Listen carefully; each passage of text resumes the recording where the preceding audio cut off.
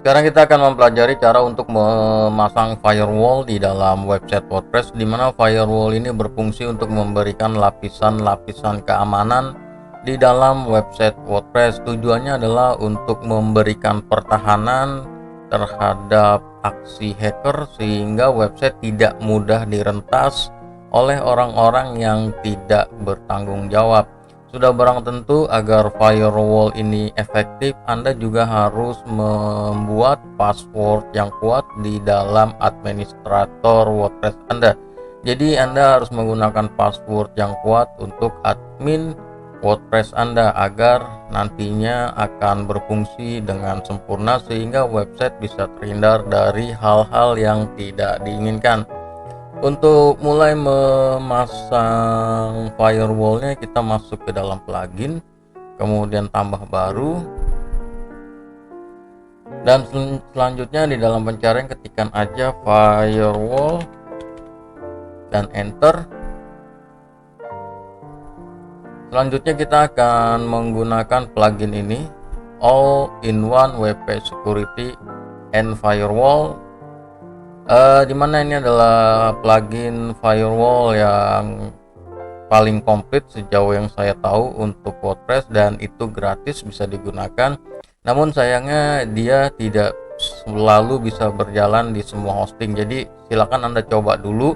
Kalau semisalkan di hosting Anda terjadi error atau lain sebagainya, Anda kontak aja ke support hosting Anda, minta plugin ini dihapus dan nanti dia akan normal kembali.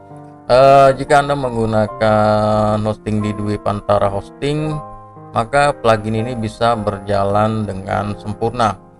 Kita install sekarang dan tunggu proses instalasinya sampai selesai. Kemudian aktifkan. Dan kemudian Anda bisa melihat di sini WP Security di mana pluginnya sudah terpasang, dan kita mulai melakukan penyetingan demi penyetingan. Kita masuk ke WP Security, kita masuk ke bagian dashboard dulu. Di bagian dashboard ini adalah level ya, level kekuatan. Sekarang level kekuatannya masih 30, ini masih di sini. Nanti kita akan naikkan sampai level segini, setidaknya sampai 70 ataupun 80 agar nantinya bisa memberikan lapisan keamanan terhadap website WordPress Anda. Kita mulai dari setting.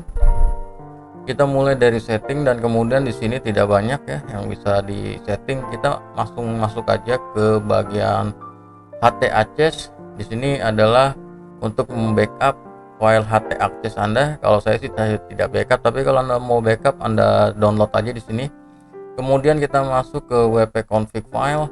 Ini juga sama, Anda bisa backup WP config file Anda sebelum nanti diintervensi oleh WP Security Firewall ini, di mana WP Security Firewall ini akan melakukan penulisan terhadap WP config file bawaan WordPress yang tujuannya adalah untuk memberikan scripting keamanan tertentu. Kalau Anda mau backup dulu, tapi saya biasanya nggak backup. Dan kemudian selanjutnya kita masuk ke WP version info.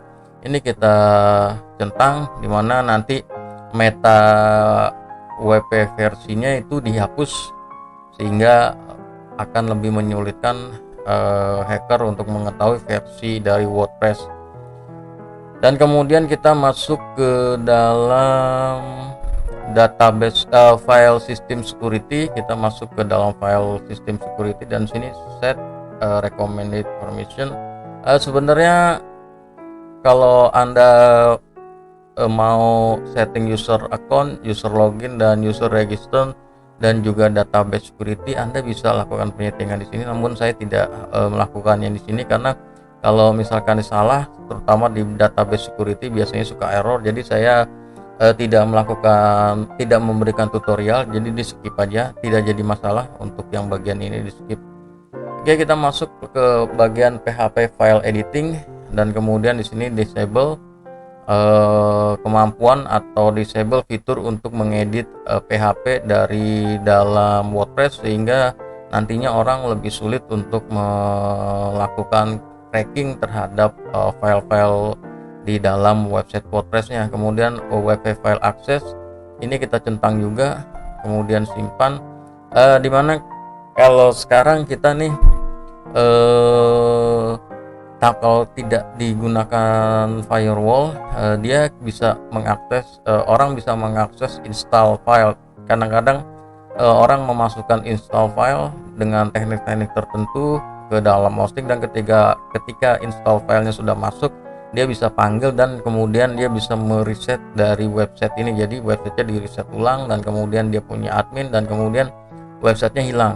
Kira-kira kurang lebih seperti itu, file-file websitenya hilang. Dan kenapa kita perlu prevent akses WP default, jadi untuk tidak bisa diakses file install ya di dalam root. Kalau host system lognya dibiarkan aja seperti ini, dan kemudian kita masuk ke bagian firewall.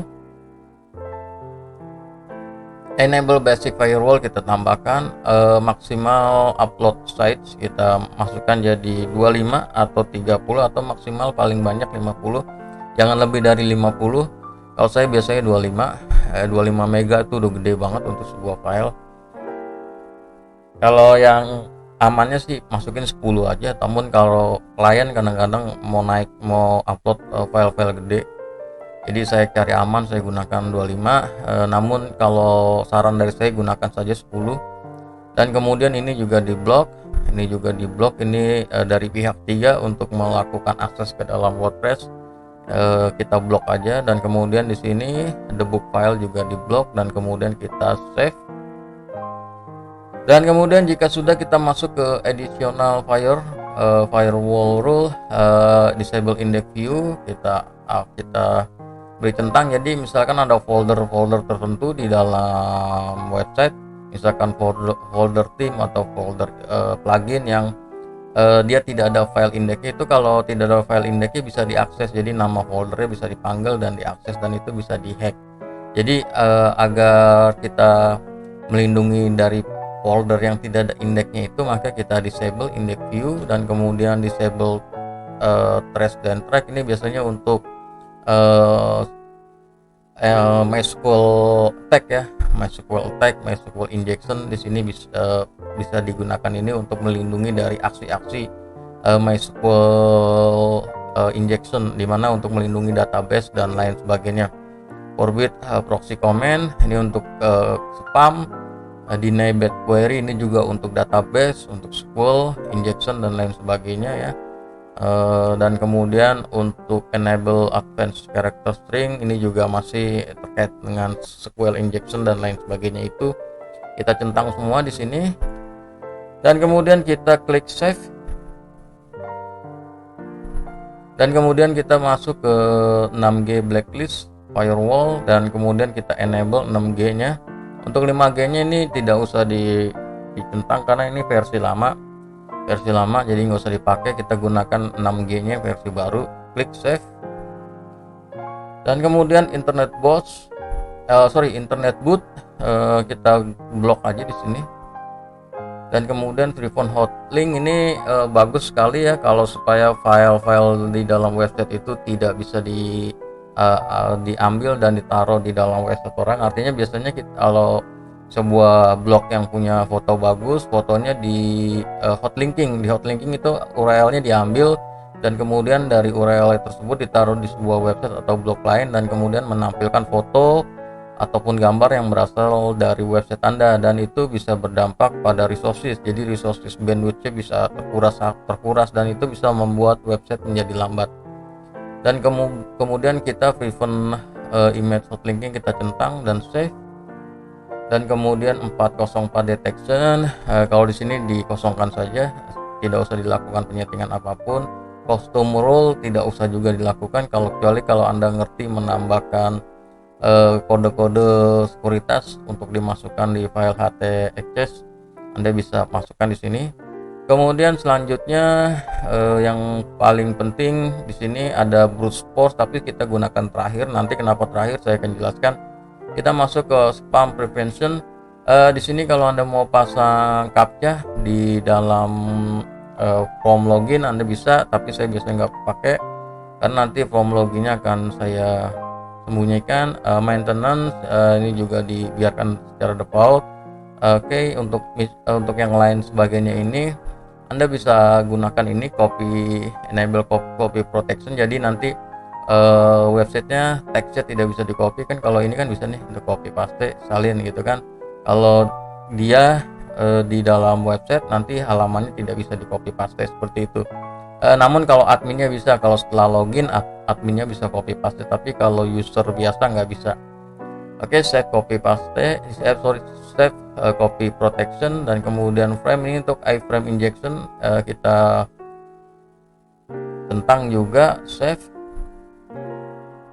dan kemudian user enormous kita juga tambahkan di sini save. Dan kemudian terakhir kita masuk ke bagian brute force, di mana brute force ini sangat penting. Secara default kita kalau menginstal WordPress, kita akses ke administratornya adalah dengan mengetikkan nama domain _wp-admin. Itu adalah default untuk login ke administrator. Siapapun yang bisa menggunakan WordPress akan tahu. Jadi itu gampang dihack, dan banyak juga robot-robot yang tugasnya menghack. Mereka melancarkan serangan-serangan ke wp-admin tersebut. Jadi kemudian websitenya jadi terasa berat dan sulit untuk diakses karena bagian folder wp-adminnya terus diserang. Karenanya kita perlu menyembunyikan wp-admin tersebut. Kita beri centang di sini enable rename login page. Jadi wp-adminnya itu kita ganti dengan kata-kata yang mau kita gunakan sesuai dengan kebutuhan kita. Semisal Anda mau masukkan RT ataupun apa, terserah Anda ya, login. Kalau menurut saya jangan yang kata-kata umum, kata-kata yang semisalkan Anda tahu, namun jangan dipisahkan dengan spasi, satu huruf aja gitu ya. Misalkan ini saya gunakan satu, nanti saya akses administratornya nama domain _1. Kira-kira kurang lebih seperti itu. Jadi tinggal Anda sesuaikan saja dengan kebutuhan Anda. Pastikan gunakan kata-kata yang unik di sini ya, jangan yang umum yang kira-kira orang susah tebak. Dan kemudian save, dan kemudian kita masuk ke bagian sini honeypot, dan kemudian enable honeypot on login page kita centang dan save. Dan di sini sudah selesai semuanya. Kita log out dulu, log out, dan kemudian di sini Anda bisa lihat nama domain _1, dimana sebelumnya biasanya adalah wp-admin, dan satu ini adalah kata yang saya masukkan di dalam sekuritas WordPress-nya. Kalau kita masukkan wp-admin, sekarang kita enter, dia sudah tidak tersedia. Jadi akses ini tidak bisa diakses lagi oleh orang yang tidak tahu kodenya di sini ya, tidak tahu kata penggantinya. Jadi ini sangat bagus untuk melindungi website dari aksi orang-orang yang tidak bertanggung jawab. Dan kalau masuk lagi, Anda ketikkan aja kata yang Anda masukkan di situ. Dalam contoh ini saya menggunakan kata 1 dan enter, dan dia masuk ke dalam login form. Untuk user dan passwordnya sama aja, nggak berubah. Yang berubah hanya cara untuk mengaksesnya.